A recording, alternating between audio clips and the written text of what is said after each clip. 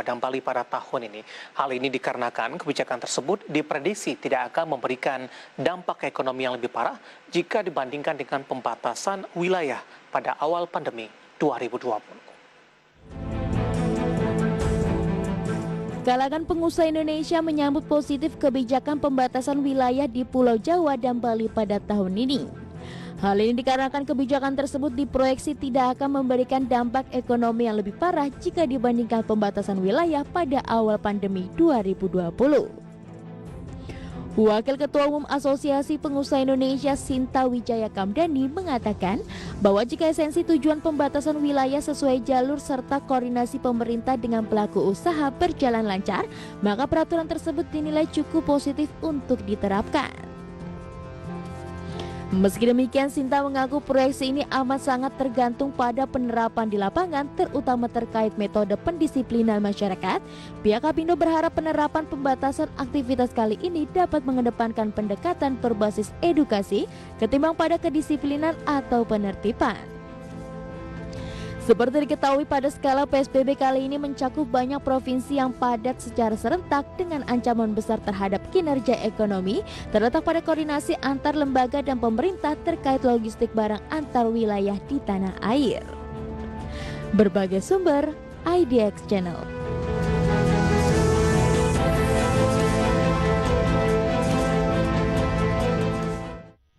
Terima kasih untuk Anda yang masih bergabung bersama kami di Market Review, dan di segmen ini kita kembali membahas kebijakan PPKM Jawa dan Bali, tapi kita akan coba lihat dari sisi kebijakannya, kemudian dampaknya kepada dunia bisnis secara keseluruhan. Saat ini kami sudah terhubung melalui via Zoom bersama dengan Bapak Sutrisno Iwantono yang merupakan Ketua Bidang Kebijakan Publik dari Apindo. Kita akan langsung sapa saja. Pak Sutrisno, apa kabar Pak? Baik, apa kabar? Baik juga Pak Sutrisno, terima kasih sudah meluangkan waktu di IDX Channel Pak. Bagaimana pandangan dari Apindo Pak Sutrisno mengenai kebijakan penerapan PPKM di Jawa dan Bali ini Pak? Apakah memang ini disambut positif oleh para pelaku usaha? Saya kira begini ya, kalau menyambut positif itu juga nggak begitu amat ya. Karena apa? Karena yang namanya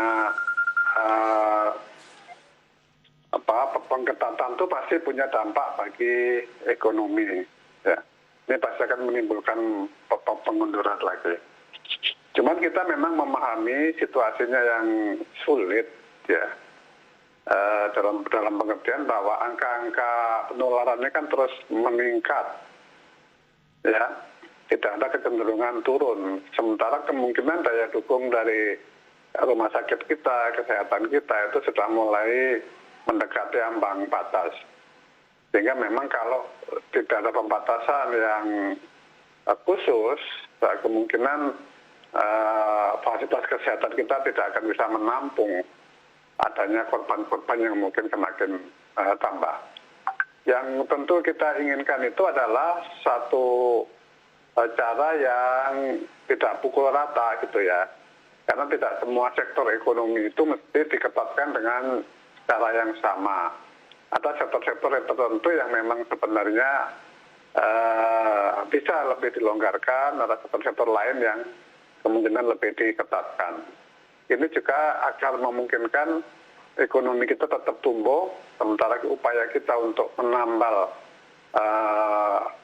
kebocoran ya akibat dari pandemi ini bisa segera dilakukan. Saya kira itu prinsip-prinsip yang ingin kita sampaikan begitu ya. Baik, dari beberapa peraturan, terutama dalam penerapan PPKM di Jawa dan Bali ini, apa perbedaannya Pak dari peraturan-peraturan sebelumnya? Apakah memang ini lebih tepat sasaran, kemudian juga tidak seketat dari kebijakan PSBB di awal pandemi lalu? Sebenarnya kan kalau dari realisasi di lapangan kan itu hampir sama saja ya. Karena sebenarnya pengetatan itu kan tergantung dari implementasi di lapangan, tergantung dari kedisiplinan. Jadi sementara kita lakukan pengetatan, kalau di luaran juga tetap orang berkerumun di mana-mana, itu juga tidak memberikan dampak yang signifikan gitu. Karena itu sebenarnya pelaksanaan di lapangan itu yang perlu dilakukan dengan baik, dan yang paling penting itu adalah mendorong kesadaran masyarakat untuk melakukan protokol kesehatan dengan disiplin, karena itu adalah kuncinya. Kalau kita bisa meyakinkan masyarakat, terutama di klaster-klaster di mana terjadi banyak kerumunan, ya, itu saya kira dampaknya akan luar biasa. Kemudian juga testing, kemudian tracing dan treatment itu kan harus dilakukan dengan konsisten. Jangan habis dites ketahuan, tetapi tidak dilakukan tracing, tidak dilakukan penelusuran siapa saja yang tadinya berhubungan dengan orang yang terkena itu. Itu terlalu mahal kalau hanya untuk ngetes satu orang. Seharusnya dari satu orang itu berapa orang yang telah berhubungan dia ditelusuri, kemudian dilakukan isolasi supaya tidak terjadi penularan. Karena angka kita itu sudah 10.000 per hari ya, lebih ya. Ini saya kira sangat mengkhawatirkan itu. Baik, sudah ada evaluasi tidak Pak dari Apindo beberapa kebijakan yang sudah dikeluarkan sebelumnya dan juga sudah dijalankan, aspek-aspek mana yang harus diperbaiki begitu, aspek mana yang harus menjadi fokus sehingga ketika pemerintah mengeluarkan kebijakan ini efektivitasnya lebih terasa dan kita harapkan ke depannya PSBB atau istilahnya dengan PPKM ini diharapkan tidak akan ada lagi, paling tidak bisa diminimalisir sehingga dampaknya kepada pelaku usaha juga tidak akan signifikan. Ya, kalau diskusi kan kita lakukan setiap saat ya, apa yang kita ketahui di lapangan tentu kita komunikasikan. Nah, salah satu yang tadi kita sampaikan itu jangan one size fit for all gitu ya. Jadi jangan satu pendekatan yang sama untuk seluruh sektor, karena ada sektor-sektor tertentu yang memang sebenarnya bukan klaster. Nah, sektor-sektor yang bukan klaster ini tentu diperbolehkan untuk hidup supaya apa? Supaya ekonominya jalan. Nanti kalau ekonominya nggak jalan, daya beli tidak ada, dampaknya ke masyarakat juga. Artinya ekonomi kan tidak bisa memberikan penghidupan bagi masyarakat, itu ada dampak sosial yang juga signifikan yang harus diperhitungkan. Baik, kita akan jeda terlebih dahulu Pak Sutrisno, nanti kita akan lanjutkan kembali dan pemirsa telah bersama kami, Marker Review akan segera kembali sesaat lagi.